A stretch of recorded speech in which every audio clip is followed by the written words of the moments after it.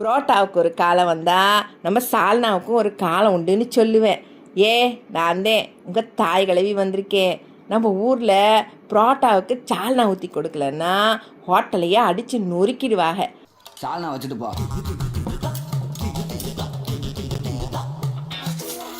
ஓகேவா? ஆனால் கேரளாவில் கொச்சியில் ஒரு வக்கீல் ஐயா ஹோட்டலுக்கு போய் புரோட்டாவும் பீப்ரையும் ஆர்டர் பண்ணியிருக்காப்புல. சாப்பாடு வந்திருக்கு, ஆனால் சால்னா கொடுக்கல.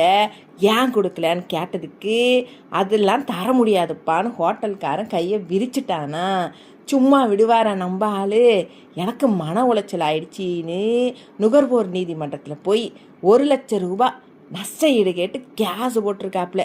இல்லை கோர்ட்டு சால்னா கொடுக்கறது ஹோட்டலோட கடமை இல்லைன்னு சொல்லியும் இந்த அண்ணன் விடாமல் மேல்முறையீடு பண்ணி இப்போது ஜூலை 8ஆம் தேதி மறுபடியும் விசாரணைக்கு வரப்போதேன். இல்லை ஒரு சால்னாவுக்காக கோர்ட்டு படி ஏறின வக்கீலோட வெறித்தனந்தேன் இப்போ சோசியல் மீடியாவில் செம்ம ட்ரெண்டிங்காக இருக்குது. புரோட்டாவுக்கு சால்னாங்கிறது வெறும் ஊற்றிக்கிறதுக்கு குழம்பு இல்லைடே, அது நம்ம ரத்தத்தில் ஊர்ன உரிமை. இல்லை அதை தரலன்னா கோர்ட்டில் வச்சு செஞ்சுருவோம்ல. இல்லை உங்களுக்கு எங்கள் சேனல் பிடிச்சிருந்தே லைக் பண்ணுங்கள், ஷேர் பண்ணுங்கள், மறக்காமல் சப்ஸ்கிரைப் பண்ணிவிடுங்க. இல்லை அம்படி தான் சொல்லிவிட்டோம் போங்கடே.